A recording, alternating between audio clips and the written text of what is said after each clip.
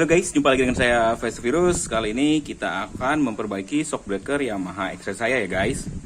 Karena udah lama sekali di Yamaha XR saya ini mengalami masalah ketika motor jalan pelan atau belok itu lebih condong ke kanan. Ini diakibatkan dari shock breaker yang memang dari awal saya beli Yamaha XR ini, dari tahun 2013 sampai sekarang belum pernah melakukan pengecekan oli shock. Makanya bisa kalian lihat sendiri nih dampaknya akibat dari shock breaker yang tinggi sebelah, bannya jadi habis sebelah nih. Ini bagian sebelah kanan, bannya habis sebelah seperti ini. Makanya pada saat kemarin saya melakukan penggantian ban belakang, untuk depan saya pending dulu sampai shock breakernya ini saya benerin. Karena kalau kemarin saya langsung ganti agak percuma ya, karena kondisi shock breakernya yang nggak rata. Untuk meyakinkannya, kita akan buka dulu nih bagian ban depan dan kita lihat ketinggian dari shock breaker bagian kanan dan kiri. Kita akan cabut dulu bagian asnya.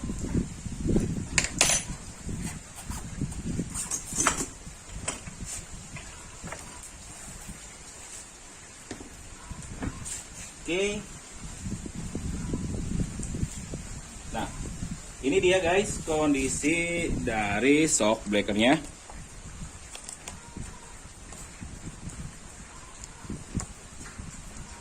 Sorry nanti kalau ada kedengar suara hujan ya, karena emang ini saya bikin video di luar rumah, jadinya agak sedikit hujan ya. Nah, kalau kalian lihat sendiri mungkin nggak begitu tampak ya, tapi ini sebenarnya shock breakernya itu bagian sebelah kiri tinggi sebelah. Nah, kalau bagian as kita pasang langsung masuk, dia nggak mau langsung ya, tapi harus diangkat sedikit baru dia ngepas. Ini pun agak seret karena posisi shock breaker kanan dan kirinya beda.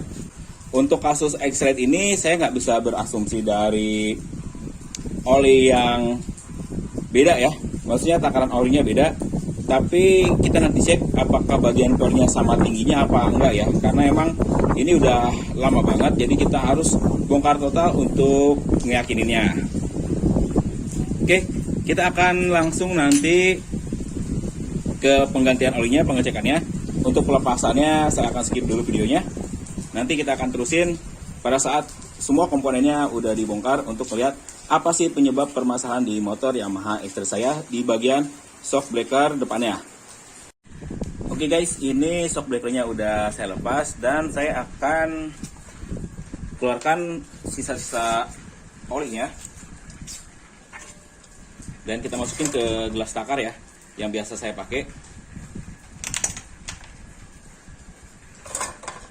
Kalau dilihat dari kondisi as, dia masih normal ya, gak terlihat ada baret-baretan,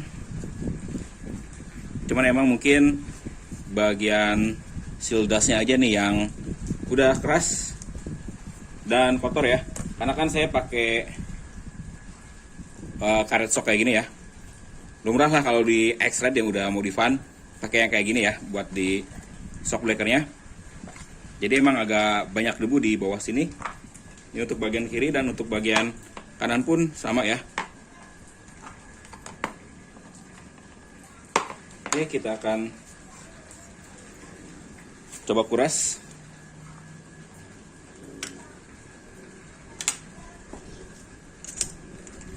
Pakai alat yang biasa saya pakai, trackernya.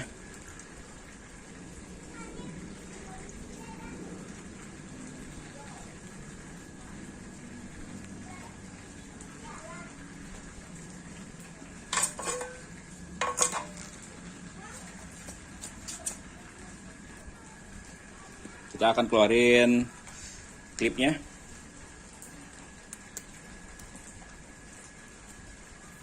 Saking banyaknya debu, ini klipnya hampir nggak kelihatan ya.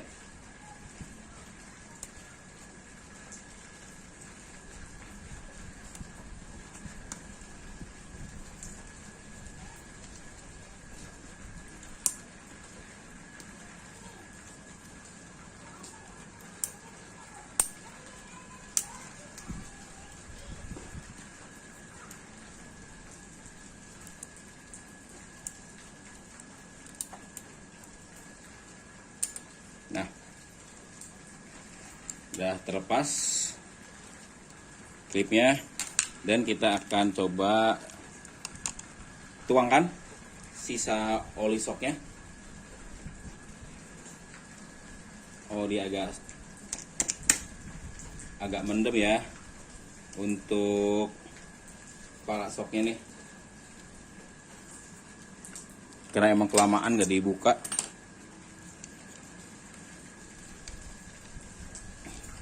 Jadi agak nyangkut ya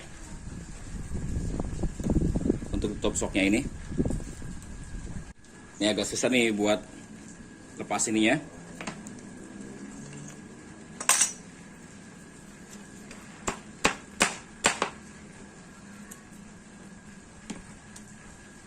Terhalang debu banget dia.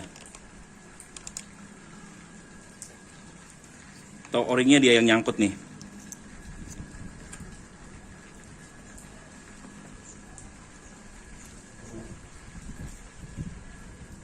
Oke. Udah terlepas. Olinya dia hitam banget ya. Hitam parah banget. Saya lepas bagian per.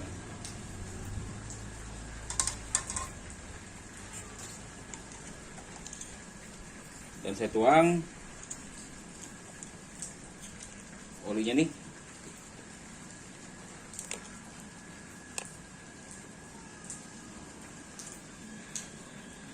Hitam banget dan udah mengental ya.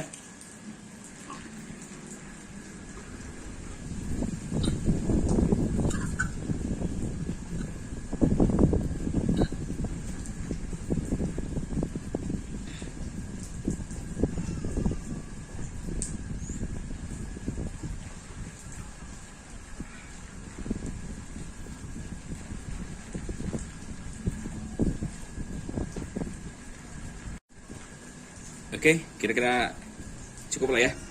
Nanti saya akan lakukan ke bagian yang satu lagi. Ini tadi shock breaker sebelah kiri, dan untuk shock breaker sebelah kanan akan saya kuras juga. Dan kita sekilas akan bandingin dari kapasitas oli yang keluarnya ya. Hanya dari perkiraan aja ya guys. Oke guys, ini semua komponennya udah saya lepasin ya.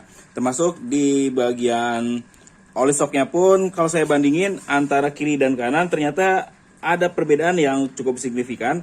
Kalau kita lihat tadi di kiri kan yang paling pendek, yang kanan agak lebih panjang. Ternyata setelah saya kumpulin semua, oli di bagian shock breaker sebelah kiri itu kurang 5 milian daripada yang sebelah kanan.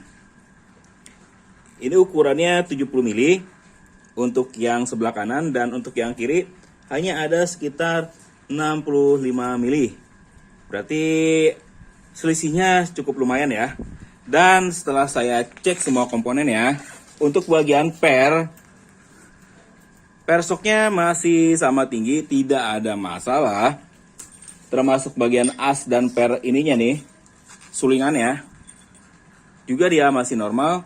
Cuman yang saya temukan masalah ada di bagian as ininya nih.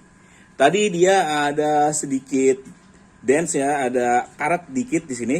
Setelah coba saya gosok pakai kain, campur sedikit autosol, dia langsung hilang ya. Bisa dilihat ini udah nggak mulus ya. Nih, bagian sini masih mengkilap, ini enggak. Nah, seperti ini nih. Emang seharusnya saya harus melakukan penggantian asnya juga ya, karena ini baru bukaan pertama, jadi saya baru tahu permasalahannya ada di sini. Walaupun dari bocornya nggak kelihatan ya, di shock breaker itu nggak kelihatan bocor, tapi kalau kondisi seperti ini biasanya yang menyebabkan bocor. Dan mengapa si oli shock breakernya itu berkurang. Terus pokoknya kanan kirinya hampir sama ya kondisinya seperti ini. Wajar lah, dari 2013 sampai sekarang ini baru saya bongkar ya. Dan usia motor hampir 10 tahun, karena di tahun depan itu ini motor udah mau ganti plat nomor kedua kalinya. Terus di bagian sealnya pun emang harus melakukan penggantian, cuman karena trackernya saya belum punya, jadi sementara nggak saya ganti dulu. Nanti kalau udah perlengkapannya lengkap, akan saya bongkar total lagi, saya ganti. Ini kan ada klip di sini. Klipnya pun dia udah karatan parah. Kayak gini. Dua-duanya parah banget karatannya. Jadi saya akan melakukan penggantian juga bagian klip sealnya. Untuk bagian seal dashnya, kalau saya lihat sih dia masih relatif aman ya, gak ada masalah, masih mulus banget. Cuma tadi kotor-kotor doang, saya bersihin. Insya Allah ini masih bisa dipakai. Tapi kedepannya nanti akan saya ganti juga, karena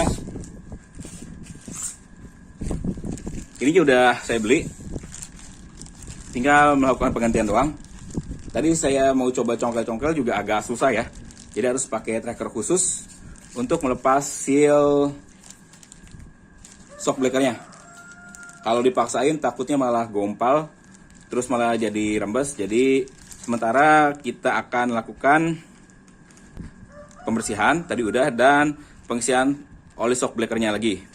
Dan di video selanjutnya, kalau udah ada dananya kumpul, nanti saya akan melakukan penggantian as shock breakernya, termasuk seal ininya akan saya ganti juga ya guys. Oke guys, untuk proses perakitannya dan pengisian olinya akan saya skip biar nggak terlalu panjang durasinya, karena secara proses pekerjaan itu udah pernah saya bahas juga ya pada saat ngebenerin shock breaker depan Yamaha Aerox. Nanti kita akan lihat hasilnya, apakah si shock breakernya udah sama rata atau masih panjang sebelah. Kalau misalnya nanti masih panjang sebelah, berarti ada masalah lain yang harus saya atasin. Dan tentunya nanti akan saya coba juga ya perbandingan ya, apakah sekarang lebih stabil, motornya nggak goyang-goyang lagi di bagian stang atau enggak. Nanti akan saya buatkan video reviewnya setelah perbaikan ini ya guys. Oke guys, ini shock breakernya udah kepasang lagi ya di motornya. Lalu kita coba masukin asnya. Kalau tadi kan dia panjang sebelah ya, dan rupanya emang yang panjang sebelah tadi sebelah kiri ya. Ini sebelah kanan. Makanya begitu tadi masuk, dia nggak masuk, harus diangkat dulu. Sesuai dengan di sebelumnya, kalau takaran oli yang sebelah kiri, dia itu kurang. Makanya lebih panjang sebelah kanan daripada sebelah kiri. Ini kalau kita masukin, nah, dia langsung masuk ya. Sekarang udah sama rata tingginya. Kalau tadi kalian lihat, bagian AC ini kalau mau masuk harus diangkat dulu, baru masuk. Nah kalau kita angkat dulu sekarang, dia malah nggak masuk. Tapi kalau kita langsung masukin gini, langsung masuk nih guys. Otomatis pengerjaan kita kali ini udah berhasil ya penanganannya. Jadi memang kendala dari motor yang sering geol di bagian stang dan bikin bannya habis sebelah kanan, udah ketahuan kalau masalahnya di shock breaker yang tinggi sebelah. Ini kita udah selesai, tinggal saya rakit lagi semua, dan tinggal kita cobain apakah sesuai dengan ekspektasi saya, motor jadi enak kembali atau enggak ya guys. Karena kalau udah enak kembali, ini motor mau saya bawa kerja juga. Biasanya kan pakai Aerox terus, karena masalah tadi nih, masalah dari stang yang kurang nyaman. Jadi ya cuman pemakaian di deket-deket aja ya, jarang banget ini si extend pakai jauh. Pokoknya kalian tungguin aja review berikutnya. Insya Allah nanti akan ada lagi review lainnya, termasuk nanti saya akan memperbaiki dinamo starter di Yamaha X-Trail ini. Pokoknya kalian pantengin terus channel saya karena akan banyak updatean video lainnya yang insya Allah bermanfaat untuk kalian semua. Cukup segitu dulu video kali ini, kurang dan lebihnya saya mohon maaf. Terima kasih telah menyaksikan video dari saya dan sampai jumpa lagi di video saya selanjutnya.